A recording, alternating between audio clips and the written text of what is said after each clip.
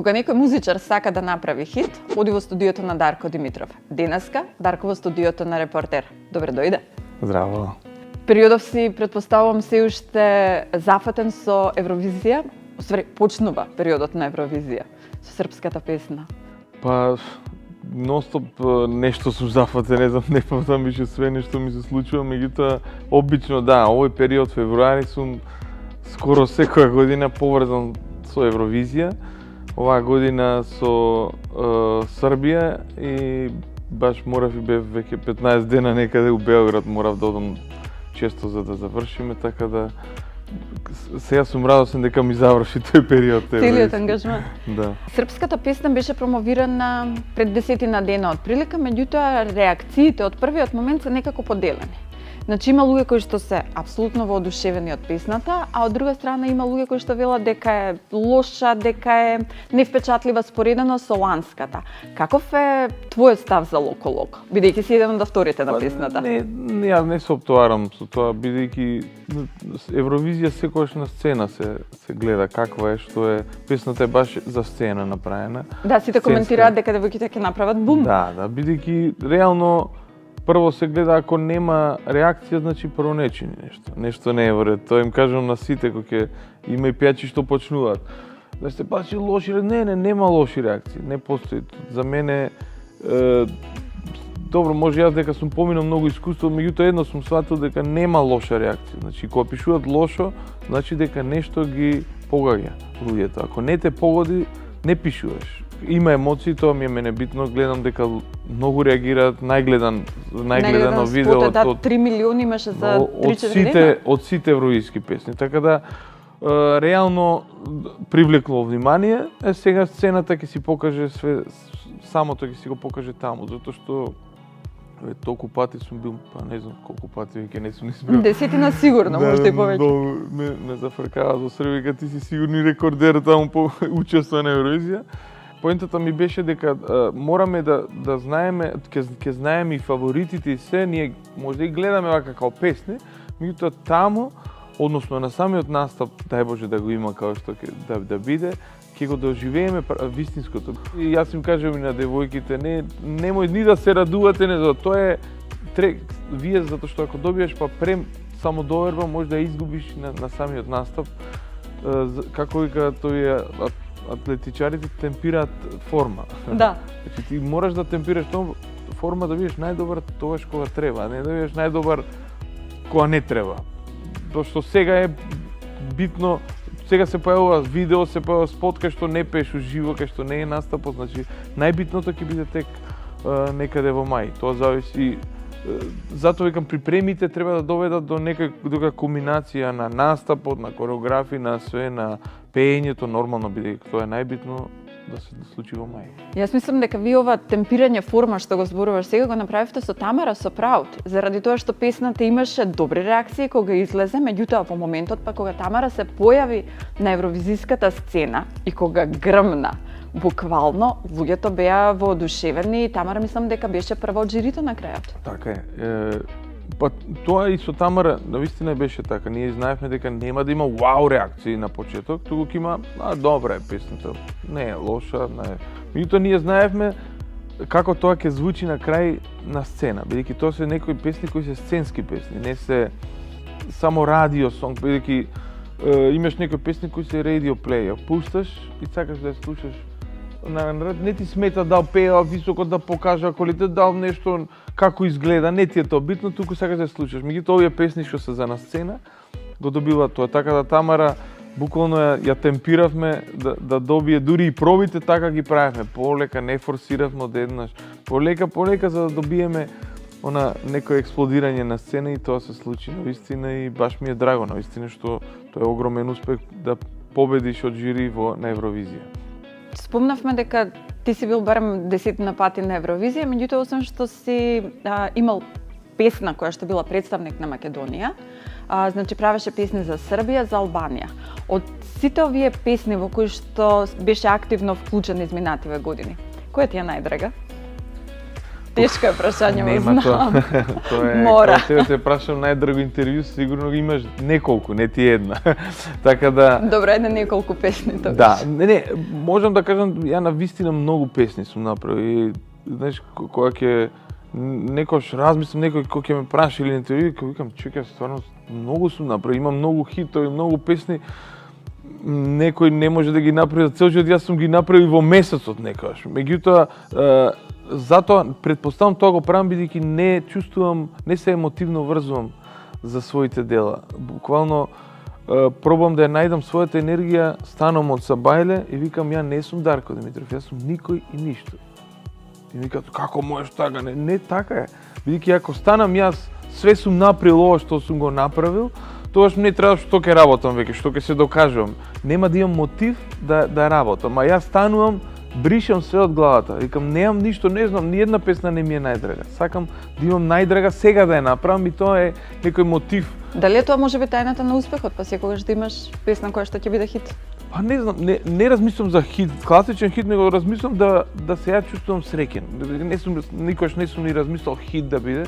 Хит песна станува самата по себе, знаеш, некако треба да се склопат некои коцки за да дојдат. Меѓутоа сакам јас кога работам да се чувствувам задоволен бидејќи за мене музиката игра една, не ми е професија класична, одам на работа, завршувам, па се леле уште колку сати имам, туку сакам да игрица да направам рекорд. Прво ме зозем, па пак утре да нешто е некое такво такмичење сам со себе, а не со останатите. И затоа не можам да одвојам ни една песна, бидејќи навистина има многу драги песни, дури песни што некојаш јас кога ќе поминем рекам ја ли сум ја направил песната. Баш ми се случи во Белград пред некоја година и одиме во мол, иде некоја песна. Викам позната ми е песна,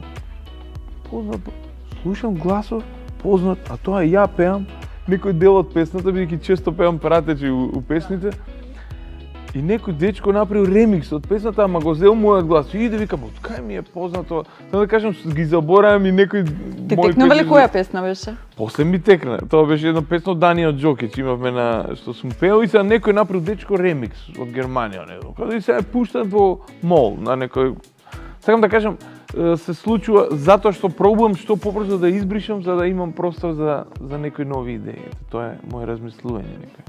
Ти си 30 години на музичката сцена кај нас. Кога свати дека сакаш да се бавиш со музика? Дали има тоа врска со фактот што потекнуваш од семејство кое што е со голем музички багаж? Значи, твојот дедо бил познат оперски пејач, татко ти е Славе Димитров, Виолета Томовска е дел од твојата фамилија, па дури брат ти Оливер нели се бави со музика, Маја Саздановска. Мислам дека ги набрав сите, можеби некога. Фамилијата ни е навистина, прво ме потсети на нешто 30 години, стварно сега ми текна стварно 30 години оваа година. Буквално 91 година почнав да работам музика со нулта позитив. Ќе стигнеме и до тоа. тоа. Не, ме потсети, сикам, леле, 30 години. Навистина голем период и навистина фамилијата ми е една тоа се викаат нели ДНК, порано сум мислел што е тоа врска. Нема ДНК, меѓутоа кога ќе размислиш, не можеш да ги избегнеш гените. Гените ти се нешто што го носиш и јас не сум ни мислел дека ќе се бавам со музика, сум сакал да бидам режисер и нешто така ми идело дека ќе се бавам со режија, со компјутери сум се бавил. Си пробал некогаш? Не сум пробал, меѓутоа сум правел во школа, сум пробал да направам некои представи, нешто правевме. Тоа ме интересираше некако, бидејќи јас почнав, јас од дете, од 8 оделение имав компјутерска фирма напред. И сите се чудат, дете, што е 8 оделение? Одиме низ Југославија на полуматура, како беше ти, како се викаат, и одим во Белград, викам, стечки, имам нешто работа. Како работа, дете, толкао? Ја продавав програми низ цела Југославија и ме интересираше многу. Нешто кога ме заинтригира, јас сум влегувам во тоа и во душата сум компјутерџа, речем, тоа највише ме интересира. И до кога траеше тоа со компјутерската фирма? Фирмата ми траеше неколку години, после му ја дав на мојот најдобар другар Ѓоко Јачовски, он ја продолжи таа фирма. И мене кога ме интересира нешто, кога не ме интересира, више не, буквално го потом викам сега продолжи, како продолжи, не ме интересирало и потоа ме заинтригира некако режија, музиката, во музиката навлегов преку компјутерите и вајда тука се споја тие гените, викам, ама чекај ти дечко, многу сакаш, иди ваму кај што ти е судено да бидеш, а не кај што не ќе да бидеш и завршив средна школа и првата песна устари ми е песната што ја направив за завршување на школските денови и као имавме некоја представа и сега наставнички ме тера тука, знаеш, ти на Славе Димитров син, да ја отпееш чија си, кој викам ја да пеам, ја не знам да пеам, не, да отпееш чија си. И ајде некако му убедија, ама ме убедија, пошто имав тактика кај му убедите, мора оценките малце да ги коригираме.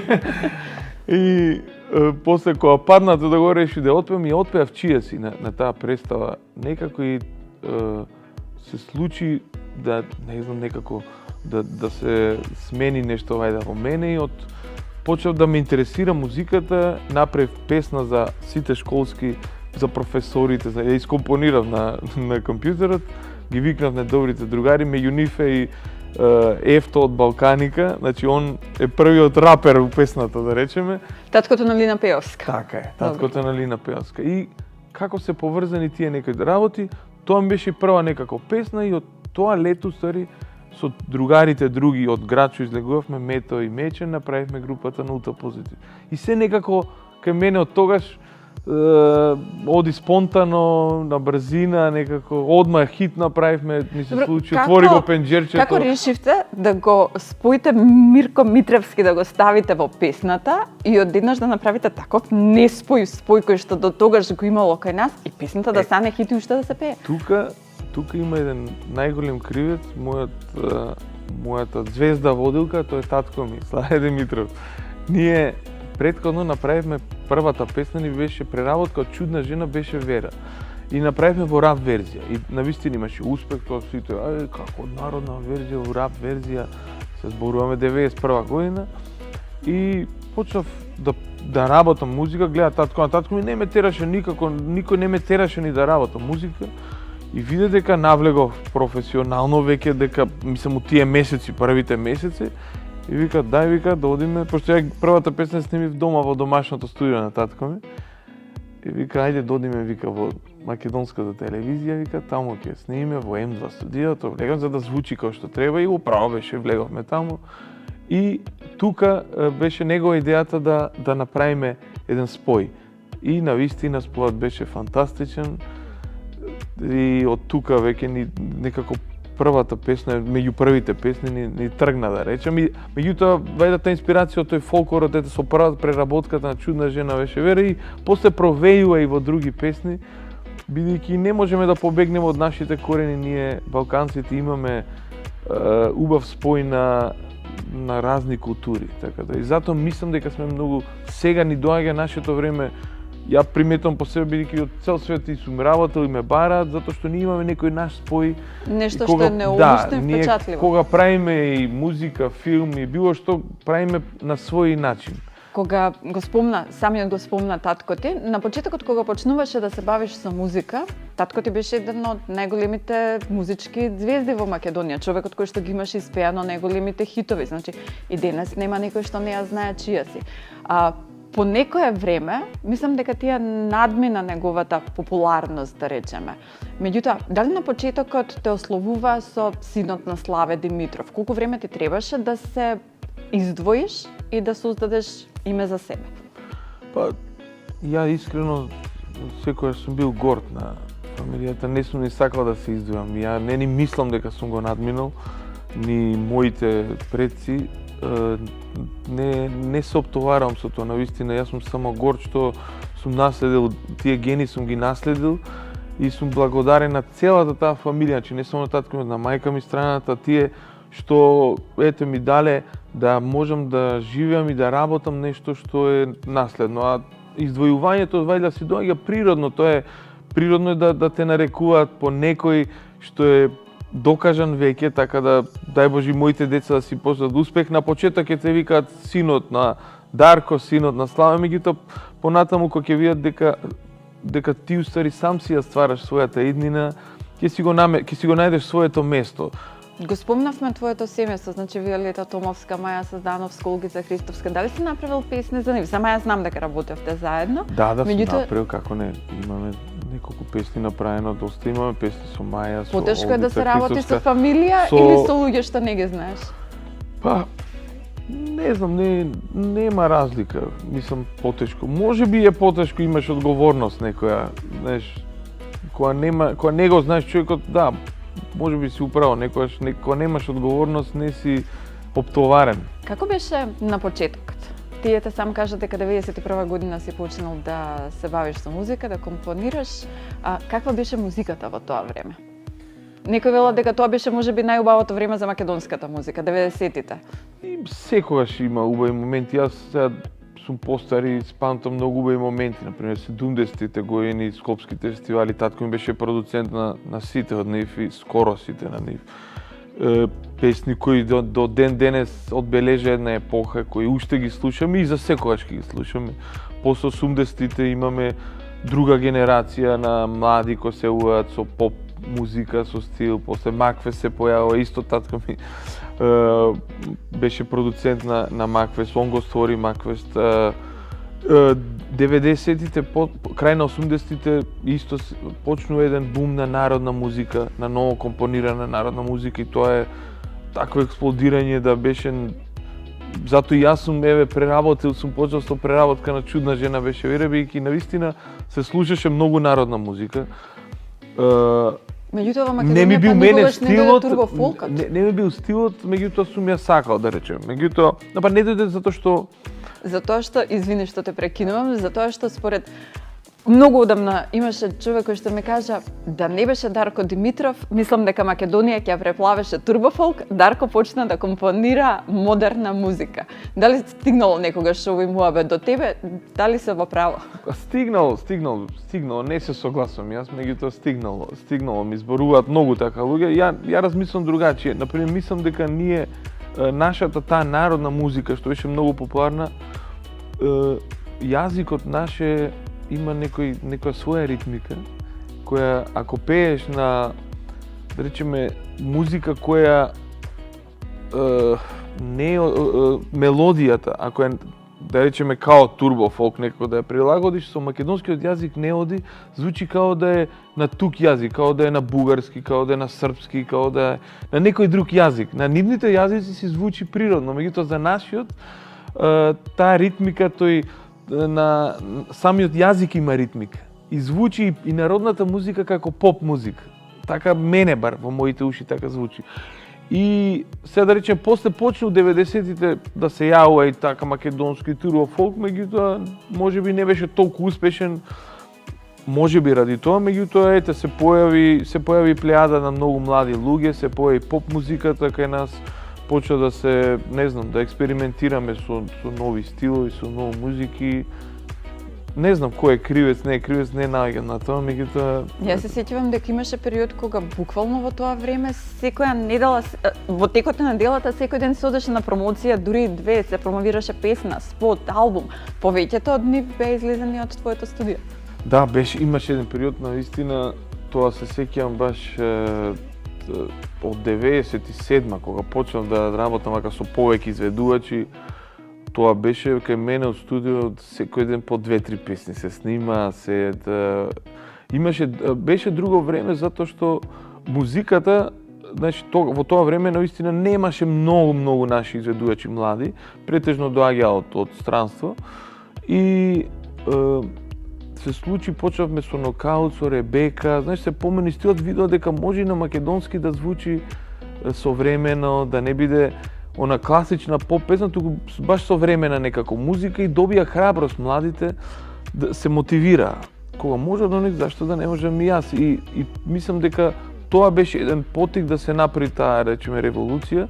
Мислам дека и сега може да се врати тоа, бидејќи навистина е падната македонската сцена со можеби некое посмело размислување економско, да се не ограничуваат толку, да се отворат тие простори за рекламирање, за да може да се појават младите, за да им се даде мотив бидејќи самите не можат да помогнат да си направат видеоспот, да направат песна, да ја промовираат песната.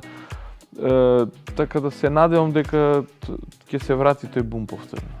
Како успеваш секогаш да си пред времето во однос на музиката?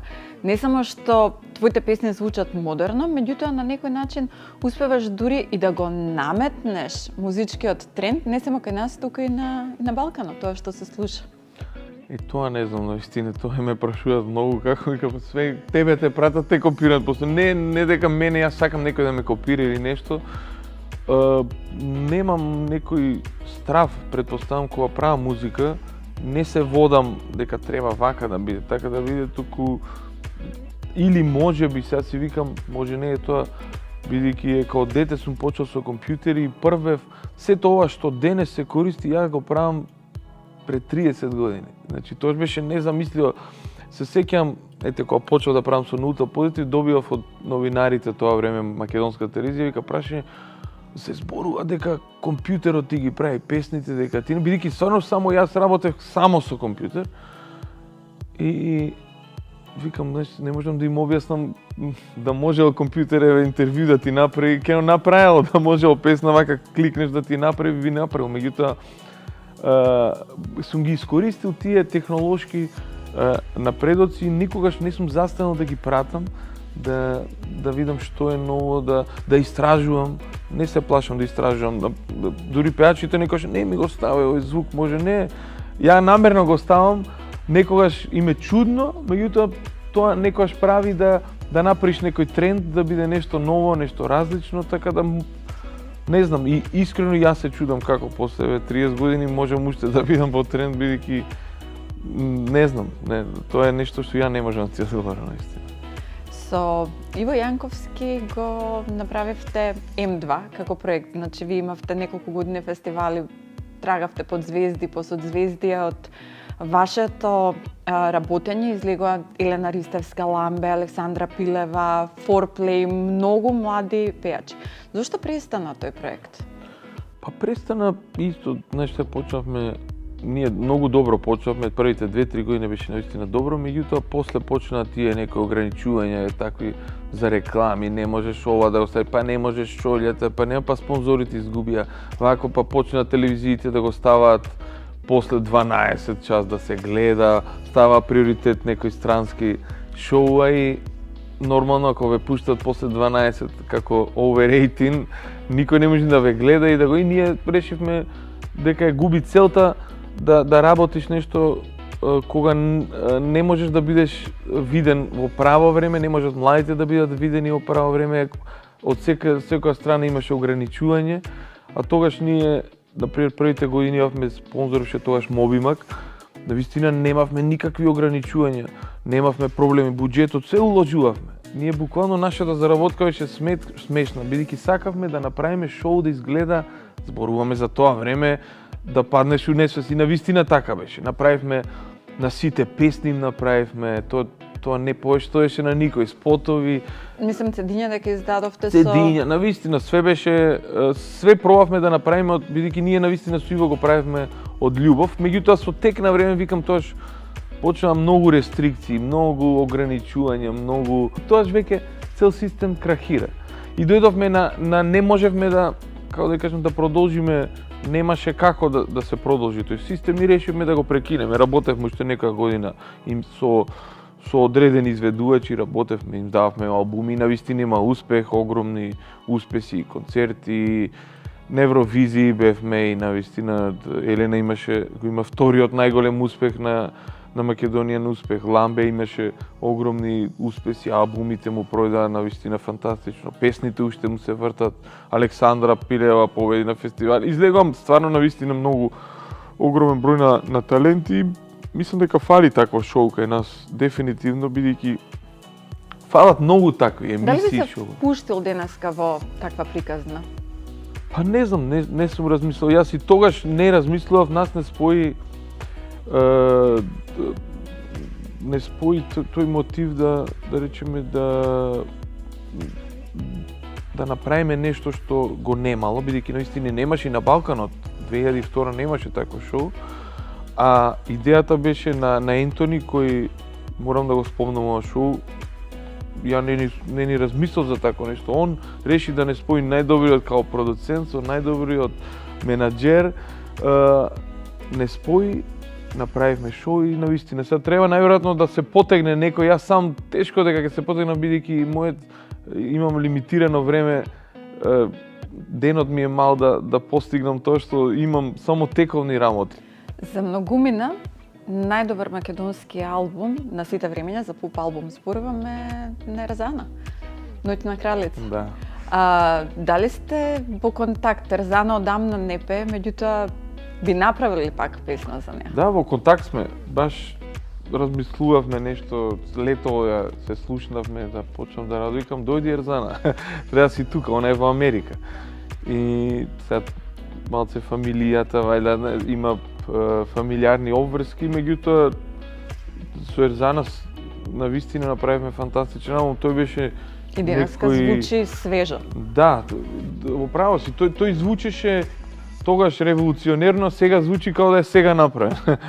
И навистина она како вокал го нудеше тоа да се направи. Имаше, мислам, има се уште фантастични некои импровизации, знаеш да направи, знаеш од една нота да направи 7. Така да тој албум ми е мене посебно драг, бидејќи така тој у тоа време тие неколку албуми беа стварно револуција, меѓутоа тој има посебно неколку песни кои се навистина револуционерни. Во твоето студио доаѓаат и најголемите балкански звезди, меѓутоа доаѓаат и млади пејачи. Што е пресудно за да прифатиш соработка со некого? Дали некогаш си одбил некого? Не размислувам дали е звезда или не е звезда. За мене секој е звезда, односно обратно, никој не е звезда. Сум го кажал, некој го протумачија као демек Дарко е звездата. Нема звезди кај мене у студио, бидејќи ја на секој гледам како еден човек кој може буквално да успее, да направи нешто, да научам ја од него, он од мене. Тоа се сеќавам со Роберт Билов, сме другари толку долго време и се дружиме и сме еден од најдобрите другари. Сме зборувале, он кога дојде прв пат во студио беше 15-16 години. И јас не сум му рекол, ти си дете, појма немаш врска, сега ќе ме слушаш. Ја обратно сум го примил као да е најголемиот композитор на сите времења. Бидејќи ја и тоа го приметувам и денес. Да дојде најмладиот, он знае нешто што ја не го знам. И ја пробувам од него да го изведам тоа од мене, а он пробува од мене да извади нешто друго. И таа спојка на две енергии дава успех. Затоа не ги делам на млади, на стари, на познати, непознати. Кај мене секој носи некоја своја енергија и пробувам буквално ја да учам од него. Ако е талент, тоа е веќе Господ му го дал. Така да ја ги делам на таленти. Ако видам талент, јас сакам да земам дел од неговиот колач за ја да се надоградам. Може би и тоа е што ме праша претходно, како успевам да бидам, да речеме, модерен цело време или во тренд, може би и тоа е дел од тоа, бидејќи кога ќе дојде некој 15, 16, 17 години, 18, нормално дека знае повеќе од мене. Но не ми одговори дали некого си одбил за соработка. Сум одбил. Не сум одбил, немам време. И тоа не е одбивање дека ја не можам. Например, не можам, некако вечером не можам наредниот месец и он мисли дека ја го одбивам. На вистина не можам. Не можам да постигнам. Не сум одбил класично, не сакам да работам. Буквално скоро никој не сум го одбил, него некој бил упорен, има некои пејачи ме бркале. Зборам и за звезди. По 2-3 години ме барале и тој што не се откажал, успеал. Со Емина Јаховиќ соработуваш многу долго време. Меѓутоа, не криеш дека Емина е една од оние со која што често се караш и која што знае да се излезе од твоето студио со плачење.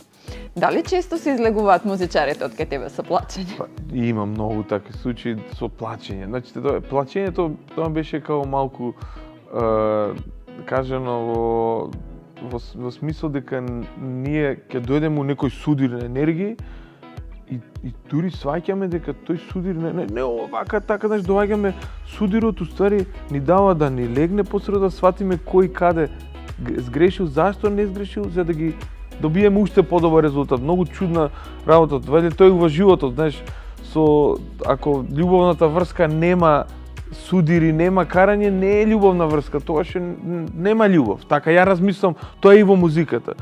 Така, тогаш беше пример само за Емина, бидејќи со многу луѓе тоа се случило. Емина ми е навистина драга, навистина одлични работи со нејзија ме направено. Она е толку добар квалитетен текстописец да навистина пишува. Да, ви на тој начин соработувате на твоја композиција, да ми направи текстови. Да. Мислам, прави и она нејзини одлични песни, не тука не зборам, меѓутоа као текстописец е стварно фантастично. Кај тебе минатото лето едно време тајно доаѓа Цеца и Анастасија, кога почнуваше Анастасија да го снима албумот, тогаш на почетокот и не се знаеше дека доаѓа тука. Каков пејач е Анастасија и како реагираше Цеца на нејзиното пеење? Дали ја критикува, дали ја советува, дали дава поддршка по она што го прави? Па првата песна да речеме нормално мајка ко мајка, која е првенец, прва песна на керката, Савршен пар беше првата песна што снимивме и се плаши, доаѓа, седи во студио и каже овака, викам Цеца, топи кажеш, сега мало иди одмори, знаеш, и кад она свати дека мислам, ја би правил сигурно за своето дете исто. Најверојатно секогаш тој порив чека ја да ти помогнам, меѓутоа сваќаш дека своето детето има талент, не е случајно како јас, што не сум случајно тоа што сум ради моите родители, така и она Анастасија ги носи гените од своите родители и претпоставувам дека не можеш ти како родител да процениш одма и поготово на почеток ќе сакаш да се мислиш, меѓутоа после кога сваќаш дека детето знае што сака, после одеше многу полесно сите останатите песни. Првата песна сакаше да покаже, да и помогне, меѓутоа многу лесно, брзо свати дека песната топи, дека она навистина пее. Анастасија, иако многу мислат, Цеца на ова дал пее, и она можеби, знаеш, како ја што сум бил, можеби сенката на Славе Димитров, знаеш, тоа е природно што го имало, да не е квалитетна нема да успее. Гледајќи го твојот процес на работа, побарала ли Цеца да ја направиш песна? Па, побарала, меѓутоа не сум уште дошол да влезам у тој некој нејзин, да речеме, не знам, нејзин стил на музика. Ја немам многу искуство со фолк пејачи, ја не правам фолк. Некоја песна ќе им заличи на фолк, меѓутоа затоа што пејачот така пее, не дека песната е таква. Значи, ако го мутираш гласот, сосем другачија, некои песни кои ги отпееш звучат сосем другачија. Меѓутоа, не знам, може да се случи секако се работа. Сега за сега не можам да ја кажам. Кога имаш најголема инспирација за творење? Навечер, преку ден?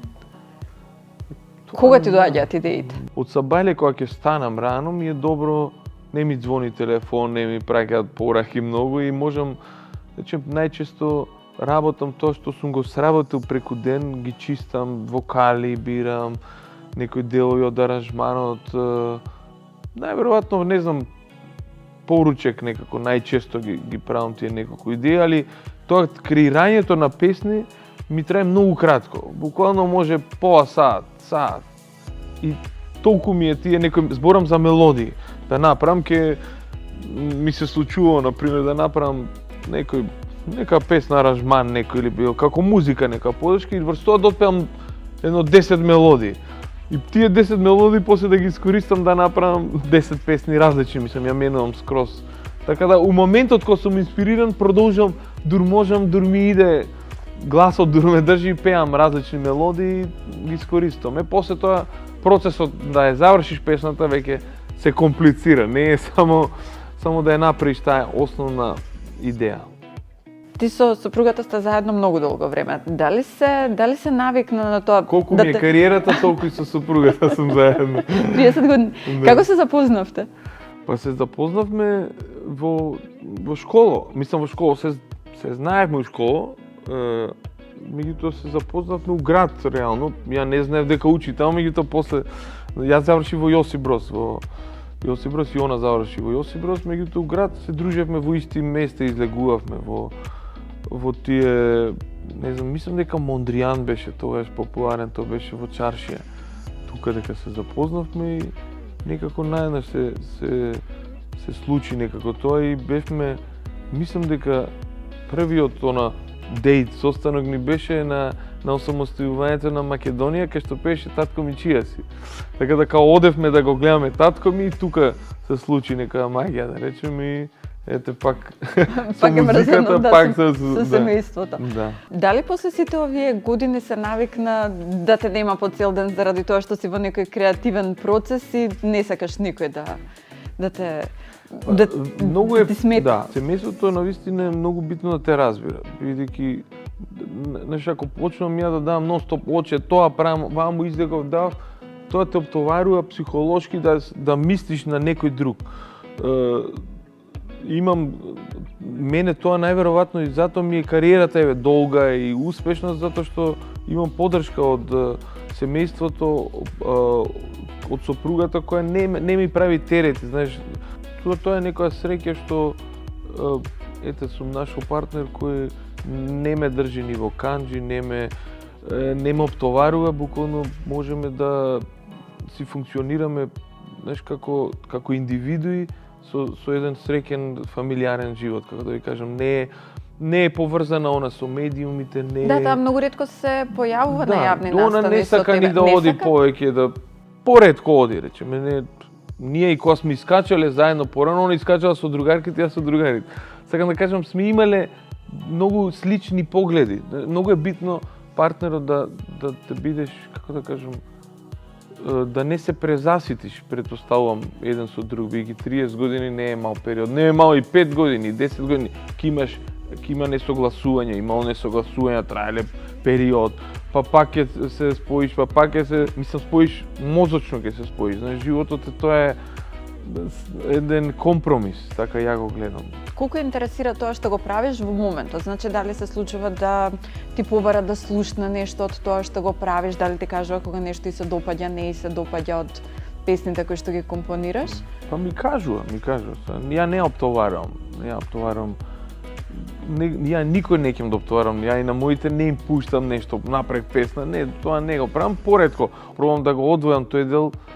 Не сакам да ги оптоварам, бидејќи тоа се, како да кажам, тој е мој дел на животот, кај што сум ја Дарко Димитров и тој е мој дел. Сакам така и да остане, знаеш, бидејќи мојата работа е јавна, значи ќе се излезе, ќе се скрие, не можеш да ја скриеш. Ја работам за јавноста, меѓутоа не сакам да слушам многу мислења, не само од фамилијата, туку и глобално не сакам. Значи некој кој ќе работат, мене ми е битно изведувачот како реагира у тој момент, у тоа време. Ако после 600 луѓе кажа тоа не ме интересира. А што е со ќерките? Како реагираат тие на твојата работа? Дали се случува да сакаат да запознаат некој од изведувачите што доаѓаат да снимаат кај тебе, да ги видат, да се сликаат? Они се и као мене, ја не сум сакал татко ми кој има, мене не ме интересира. Исто и они се така, не ги интересира, може потајно ги интересира. Има со некој се слика, меѓутоа не име некој императив. Така се, не знам, од мајка и од мене имаат некој чуден карактер наследено, не ги интересира толку. Може би покасно ќе покажат интерес. Јас тек на 18 години сум покажал интерес за музиката. Знаеш како, викам јас, патот ни Господ им го кажува, не можам ја да ги наведувам и не сакам да ги наведувам. Мене не ме наведувал никој што да правам, што да слушам, сум имал отворени врати, нормално кога сум имал проблеми. Убаво било што родителите реагирале, сега ние пробуваме да реагираме на моменти кај што мислиме, знаеш, да не одиде патот на некои екстремни патишта, бидејќи после па може да нема враќање. Знаеш, мораш да им пробуваме да сме отворени родители, да разговараме отворено за сите работи, буквално за сите работи. Која ти е најтешката работа да си родител на две тинеџерки?